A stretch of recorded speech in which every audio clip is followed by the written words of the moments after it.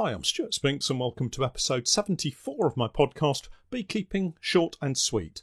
This week I'm following up on a question posted by one of our patrons regarding swarm management and general inspections through the active season. If inspecting your beehive gives you a feeling of impending doom each time, stay tuned and I'll hopefully give you some pointers to make the whole task more relaxed.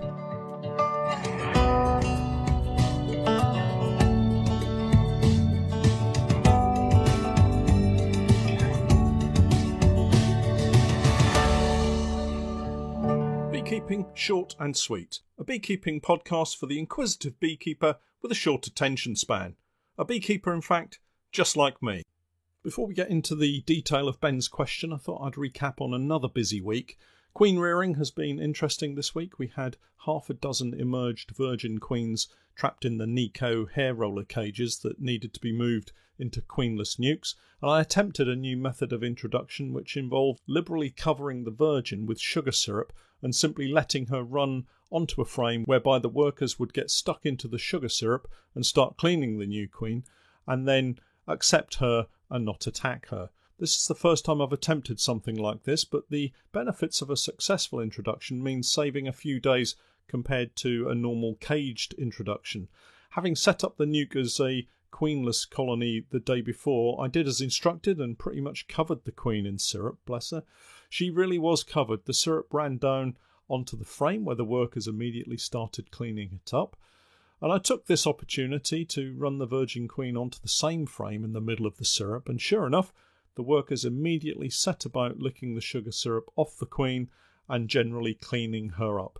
Success! I have to say I was feeling pretty smug about the whole operation and particularly glad that we had chosen to capture the exercise on video to post to the Patreon site for everyone to see. That was until about 20 seconds after I ran the queen out of the cage and onto the syrup. It all seemed fine, but then one worker took exception to this new queen in their presence and started harassing her. First the worker climbed all over her and then started curling down her abdomen to try to sting. I left it for a couple of seconds longer as it was only one worker and I thought that maybe she would just get bored and walk away. But this worker obviously didn't like her proposed new queen, because when she couldn't get enough purchase to sting her, she started to bite her and it became more and more vicious and frantic. Then another worker decided to join in, and that for me was enough. I wasn't going to stand by and watch them attack my beautiful new virgin queen.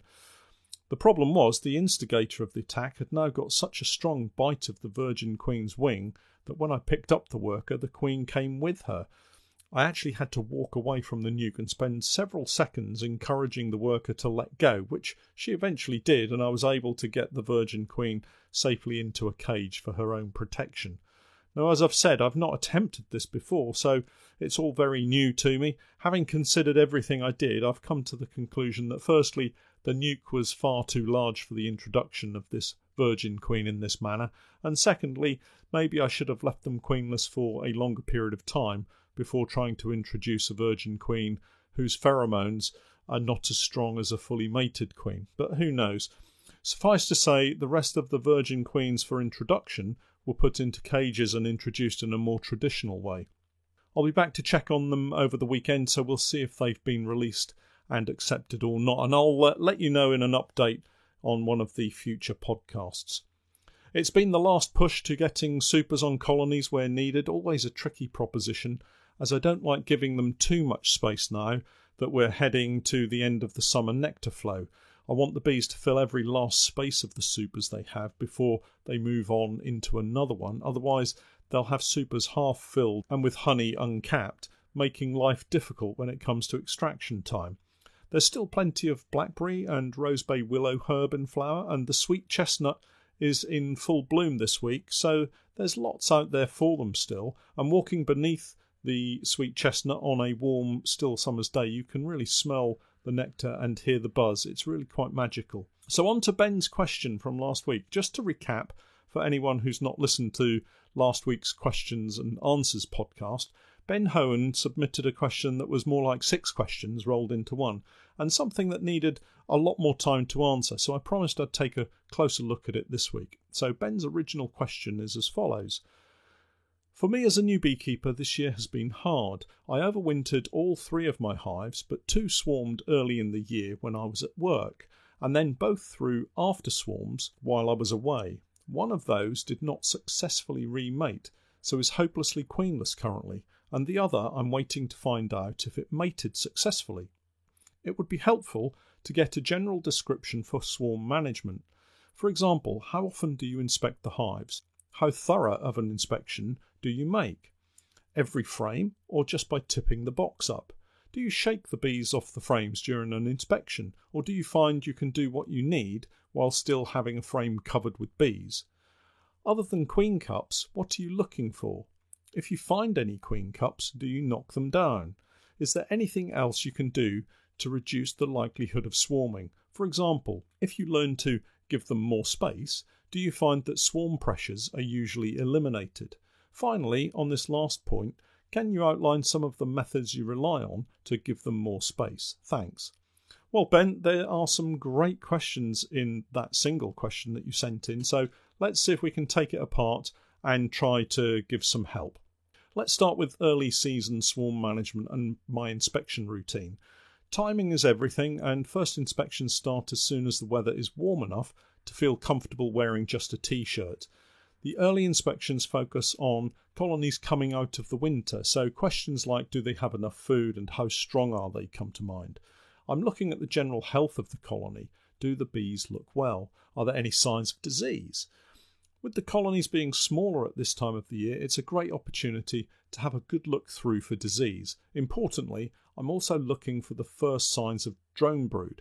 Colonies can't have newly emerged virgin queens mated if there aren't any drones, so early drones are an important indicator that swarming will soon be on its way. Ben also asks if my inspections are thorough, asking do I inspect every frame or just tip up the box. So for anyone out there who would wonder why you just tip the box up, what you're looking for in the main is swarm cells, which generally tend to appear on the bottom edge of the frames. Hence, if you lift and tip the box up from the floor, you can immediately see any swarm cells that might be hanging down in what I'd call a conventional swarm cell position. But I always inspect by removing frames. Not always every frame. There's normally not any need to inspect frames of sealed food stores, but I do inspect every frame of brood, and if I find queen cells, I'll even check the frames of food as well. An average colony takes me about 6 to 10 minutes to inspect, depending on what I find and any manipulations that need to be performed. And generally, I don't shake all of the bees off the frames when I inspect, as firstly I'm inspecting the adult bees to see if they're healthy, as well as the frames of brood. I want to see that all the adults are perfectly healthy, and once I confirm that, I can easily move bees off a frame by gently coaxing them with my fingertips, or a gentle blow while holding the comb close to your face will move bees away as well, especially if you've had something strongly flavoured for lunch. There are 2 exceptions where I do shake bees off the frame. Firstly, when I carry out a disease check of all brood frames, I need to shake most of the bees off so I can get in close and have a good look at the brood. And secondly, when I find a queen cell in a colony that has eggs, and I don't want to keep any of the queen cells, I'll shake all the frames off as well. Now remember, shaking the frames can have the effect of dislodging the larvae away from the royal jelly in a queen cell and could cause starvation. So if you suspect that a colony has swarmed or you can't see any eggs, don't shake the frames until you're happy you're going to remove the queen cells. The same applies if you think you might be able to use the queen cells in splits or queenless colonies. Another question Ben asks is, what do you look for other than queen cups? Well, there's a long list of things you might look for. The trick here is to notice things that are perhaps unusual rather than looking out for specific issues.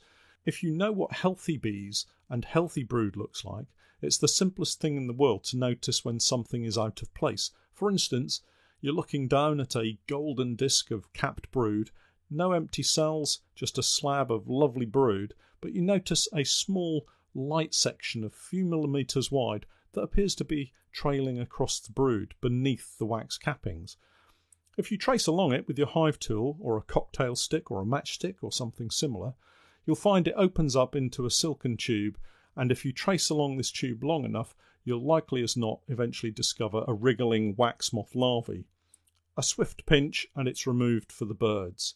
The point is, I don't know many beekeepers that consciously go looking for wax moth larvae, but they spot it as they carry out what might be termed a normal inspection, and you don't get to see these if you're just tipping up the brood box from the floor week after week. Ben also questions what I do if I find queen cups. I'm guessing that you mean the preparatory cups that look a little bit like the cups that you find acorns in. Well, I always check them to see if they've been loaded with an egg or young larvae. I class them as rudimentary queen cups if they're empty, but switch to calling them queen cells if they have anything in them. In order to look in them, sometimes I have to peel the front edge of the cup up to see inside. If I do this, generally I'll remove it, but if I can see obviously there's nothing inside them, then I tend to leave them. Having said that, sometimes I do remove them all, and that's when one or more of them is charged, regardless of whether the others have anything in them or not. I think Ben asks, how often do I inspect my hives? Well, during the active season, I inspect each hive once a week, mostly every 7 days, but sometimes more frequently if there's a particular reason. I don't want to disrupt the bees too frequently, but I do want to try and stop swarming, and I don't clip my queen's wings. If I lose a swarm, well, I lose a swarm. I carry out very specific disease inspections, shaking the bees off from each frame at the end of each honey crop period, for no particular reason at this time other than the hives are light and it's a date in the calendar that I can remember. That's not to say that I'm not looking for disease every time I inspect. I'm always vigilant and I'm always looking for healthy brood. Another question Ben asks is there anything you can do to reduce the likelihood of swarming? Well, trying to raise your own non-swarmy bees is a good step. Lots of colonies seem predisposed to swarming, so selecting to produce queens from low-swarming colonies seems like quite a good idea. Being aware of the triggers for swarming helps manage colonies too. For instance, is the colony outgrowing its current available space? If you have a lot of frames of sealed brood, you know that in a very short space of time, each frame of emerging bees will give you a good couple of seams of bees at the very least. Is there enough room in your colony to cater for such an increase? If you add supers once these bees have emerged, you're probably too late. A period of good weather in spring, immediately followed by cooler conditions, will see bees confined to the hive, thus creating a false cramped position. Again, another trigger for swarming. You'll also find that swarming tendencies tend to increase when the early nectar flow is over, bees perhaps getting too busy foraging to take time out to swarm. That said, this year I had several colonies swarm in the middle of the oilseed rape flow, so there's no guarantees. Currently, we're in the middle of July, and social media is buzzing with the sound of reported swarms here in the UK, so you can see even in the middle of our main summer flow, bees are still swarming. I guess we just have to be vigilant right through to the autumn. The final point Ben talks about in his question is regarding giving the bees more space and how do you manage this. I mentioned earlier, as new worker bees emerge from their cells, it increases the colony's strength and reduces the amount of available space. Workers change the roles that they perform as they age, and if we don't provide them with additional space, it can lead to swarming. But in the middle of the summer flow, it's easy to give them too much space and give yourself problems with bees building the colony upwards through the middle of any supers that you've added, to the point that when you come to remove and extract the 3 or 4 supers that you've put on, you find only 3 or 4 frames up the middle have any honey in them, and most of it's uncapped. It's important to remember that the bees need space to store the high water content nectar before reducing it down into honey and capping it, but if you give them too much space, it can become difficult for them to control the environment, and so they simply keep everything together up the middle. It's not such an issue in the spring. Giving them a little too much space is preferable to not enough, but in the summer months I like to keep them just on the edge of not enough space, if you see what I mean. And by this I mean that they need to be working all of the frames in the supers, have drawn comb to the very edge and certainly no foundation. Then when I see cells being capped, I'll add another super of drawn frames, or if you only have foundation, well then that's what you have to add. As it gets to the latter part of this month and the forage starts to dry up, you could remove a couple of central frames from a super that's already full and just replace those rather than give them a full super of foundation to draw. Those frames of honey that are removed could be extracted, or if they're unwired foundation, cut out for cut comb honey. Alternatively, you could just pop them into the freezer until you're ready to extract everything. But no matter how hard we try, the bees will do what they're engineered to do, and that's reproduce, and that means swarming. We can slow them down, delay them, distract them, move them even, and try a whole range of manipulations, maybe even try talking to them nicely, but eventually they're going to swarm. If you're lucky enough to be there and witness it, well, it's a remarkable sight to behold, and consider yourself lucky that you were able to see it in action. Hopefully they'll settle on a low-hanging branch for you to shake into a nuke box and start off another colony. My thanks to Ben for such a fantastic question, and I hope I've been able to help with some of the responses. You can catch up with more of my beekeeping journey by checking out the content on my Patreon page, which is patreon.com/Norfolk Honey. Alternatively, we can catch up next week with another podcast.